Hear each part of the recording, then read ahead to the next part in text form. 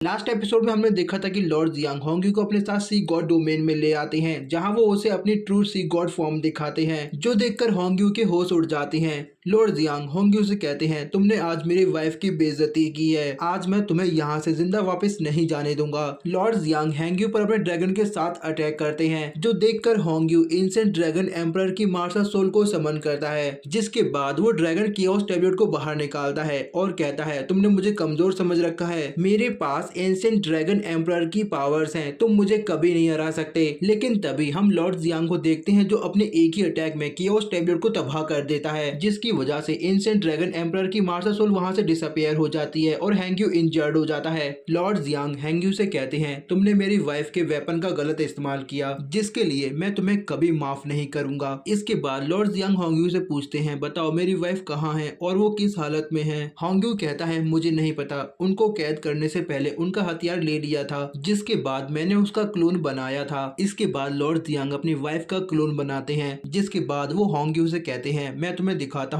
Death weapon की असली power. इसके बाद क्विंग यू होंग्यू से कहती है, तुमने हमारे 10,000 डीमन सेक्ट के रूल्स को तोड़ा है, जिसकी तुम्हें सजा मिलेगी। इसके बाद वो होंग्यू पर डेथ वेपन से बहुत सारे हमले करती है, जिसकी वजह से होंग्यू काफी ज्यादा इंजर्ड हो जाता है और वो सी गॉड डोमेन से बाहर निकल आता है। जिसके बाद लॉर्ड जियांग उसके पास आकर कहते हैं, तुम अभी भी जिंदा हो। ये देखकर लॉर्ड जियांग होंग्यू को मारने के लिए अपनी स्वॉर्ड उठाते हैं, तभी होंग्यू वहां से भाग जाता है, लेकिन लॉर्ड जियांग उसका पीछा नहीं छोड़ते। अगले सीन में हम जिंगनान और लीजिंग को देखते हैं, जो हंसी मजाक कर रहे थे। तभी लॉर्ड जियांग होंग्यू का पीछा करते हुए वहां पर आ जाते हैं, जिनको देखकर जिंगनान कहता है, भाई क्या आपको पता है ये हैंडसम सा बंदा कौन है? तो लीजिंग कहता है, बेवकूफ, ये हमारे फादर हैं। लॉर्ड जियांग जिंगनान और लीजिंग को वहां से भागने के लिए कहते हैं, लेकिन तभी जिंगनान कहता है, मैं तो यहाँ से कहीं नहीं जाने वाला। लेकिन तभी जिंगनान को एक साथ बहुत सारे पॉइंट्स मिल जाते हैं, जो देखकर जिंगनान समझ जाता है कि फादर काफी ज्यादा गुस्से में है। ये देखकर जिंगनान और लीजिंग वहां से भागने लगते हैं, लेकिन तभी होंग्यू एक स्पिरिचुअल ब्लैक होल का इस्तेमाल करता है, जो जिंगनान और लीजिंग को अपनी तरफ खींचने लगता है। ये देखकर लॉर्ड जियांग होंग्यू पर अटैक करके उसे चट्टान में घुसा देते हैं, लेकिन तभी होंग्यू अपनी हिडन टेक्निक का इस्तेमाल करके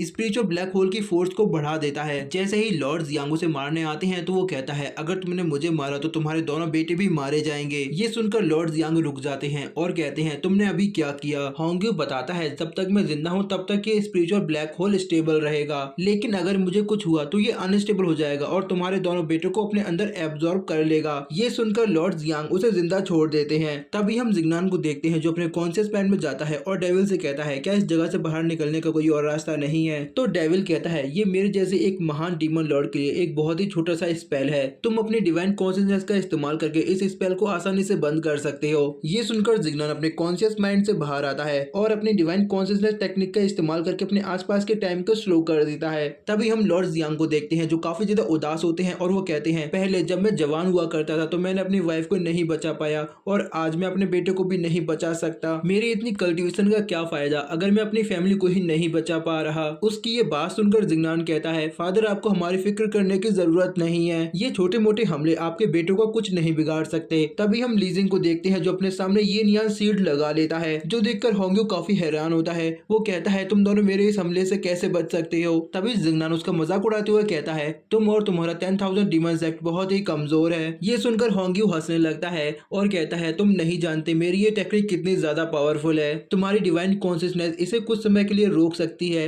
लेकिन तुम इससे बच नहीं सकते। तभी जिंगनान लॉर्ड जियांग से टेलीपैथी के जरिए बात करते हुए कहता है, फादर मेरे पास एक बहुत अच्छा प्लान है, लेकिन उसके लिए मुझे आपकी थोड़ी सी मदद चाहिए। ये सुनकर लॉर्ड जियांग कहते हैं, क्या सच में तुम्हारे पास कोई प्लान है? जिंगनान कहता है, आप अपने बेटे पे भरोसा रखिए। तो लॉर्ड जियांग कहते हैं, ठीक है, मैं तुम्हारे साथ हूँ। तभी लॉर्ड जियांग होंग्यू से कहते हैं, मेरे पास तुम्हारी टेक्निक को तोड़ने का एक प्लान है। ये सुनकर होंग्यू कहता है, हो ही नहीं सकता, ये अनब्रेकेबल है। तभी लॉर्ड जियांग एक पोर्टल ओपन करके उसके अंदर चले जाते हैं और होंग्यू को भी उसी के अंदर खींच लेते हैं। तभी जिंगनान लीजिंग से उसकी थोड़ी एनर्जी लेता है और एक एनर्जी बॉल क्रिएट करता है, जो उस स्पिरिचुअल ब्लैक होल को अपने अंदर एब्जॉर्ब कर लेती है। इधर हम होंग्यू को देखते हैं, जो लॉर्ड जियांग से कहता है, अगर तुमने मुझे बाहर नहीं निकाला तो मैं खुद को खत्म कर दूंगा, जिसके बाद तुम्हारे दोनों बेटे भी मारे जाएंगे। ये सुनकर लॉर्ड जियांग होंग्यू को जाने देते देते हैं। जैसे ही हैंग्यू बाहर आता है तो वो देखता है कि स्पिरिचुअल ब्लैक होल तो स्टेबल हो गया है। हैंग्यू को समझ नहीं आता कि आखिर ये कैसे हुआ, मेरी फॉर्मेशन तो अनब्रेकेबल थी। जिंगनान बताता है कि मैंने एक नया स्पिरिचुअल ब्लैक होल बनाया था जिसने तुम्हारे वाले को एब्जॉर्ब कर लिया। ये सुनकर हैंग्यू वहां से भागने लगता है,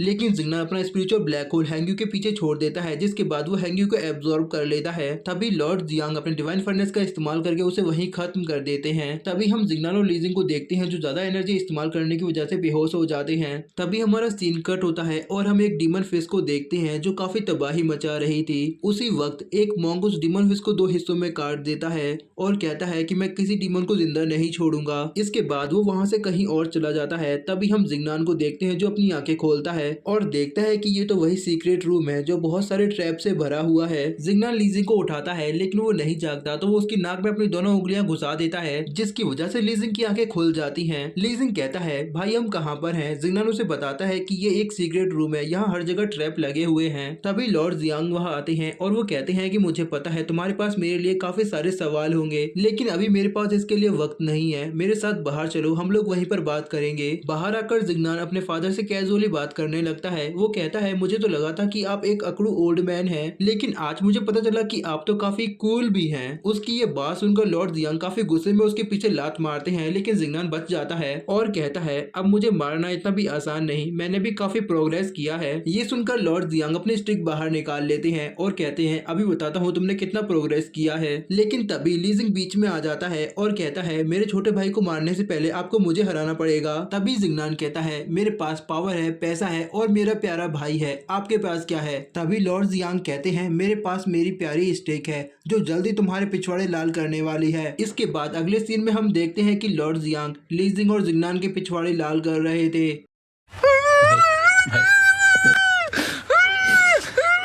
नहीं भाई, इसके बाद वो तीनों आसमान को देखते हुए हंसी मजाक कर रहे थे। लॉर्ड जियांग लीजिंग को एक स्पिरिचुअल बोर्ड देते हैं और कहते हैं कि अब तुम्हें जियांग सेक्ट वापस लौट जाना चाहिए। वो लीजिंग को बताते हैं कि ये स्पिरिचुअल बोर्ड एक खास ट्रेजर है, इसका इस्तेमाल केवल मुसीबत आने पर ही करना। लॉर्ड जियांग उन दोनों को वहां से जाने के लिए कहते हैं। तभी जिंगनान कहता है फादर क्या आप हमारे साथ नहीं चलेंगे। तो लॉर्ड जियांग उसे बताते हैं gate of the dark realm अभी भी खुला हुआ है, ऐसे हालात में उसके अंदर से कोई भी खतरनाक डीमन बाहर आ सकता है, इसलिए मुझे यहीं पर रहकर सब कुछ संभाल होगा। इसके बाद lord Jiang gate of the dark realm में चले जाते हैं। तभी लीजिंग जिंगनान से कहता है छोटे भाई चलो हम लोग घर वापस चलते हैं, यहाँ सब कुछ फादर के कंट्रोल में है। लेकिन तभी वहाँ वही मॉन्क आ जाता है जिसे जिंगनान की बॉडी से काफी ज्यादा डेमोनिक ऑरा महसूस होता है। वो लीजिंग और जिंगनान को अपने डिवाइन प्रेशर से झुका देता है, जिसके बाद वो लीजिंग के पास आता है और कहता है तुम्हारी बॉडी से मुझे काफी डिवाइन ऑरा महसूस हो रहा है, तुम इस डीमन के साथ क्या कर रहे हो। ये सुनकर जिंगनान कहता है तुम डीमन किसे कह रहे हो, मैं इसका छोटा भाई हूँ। ये सुनकर वो मॉन्क उन दोनों से डिवाइन प्रेशर हटा देता है और कहता है मुझे माफ करना, मुझे यहाँ काफी डेमोनिक ऑरा महसूस हुआ। जिंगनान कहता है मैं तुम्हें माफ नहीं करूंगा, तुमने मुझे गुस्सा दिला दिया है। वो उस मॉन्क पर अपनी स्वॉर्ड से हमला करता है, लेकिन जिंगनान की स्वॉर्ड मॉन्क के नजदीक जाते ही रुक जाती है। तभी वो मॉन्क जिंगनान की स्वॉर्ड को उसकी तरफ करके कहता है तुम्हारे अंदर का डीमन तुमसे ये सब करा रहा है, लेकिन तुम फिक्र मत करो, मैं यहाँ आ गया हूँ, मैं उसे खत्म कर दूंगा। इसके बाद वो जिंगनान पर हमला कर देता है और यहीं पर हमारा ये एपिसोड खत्म हो जाता है। इसका अगला पार्ट देखने के लिए आपको लेफ्ट वाली वीडियो को क्लिक करना है। तो मिलता हूँ मैं आपसे इसके अगले पार्ट में, तब तक के लिए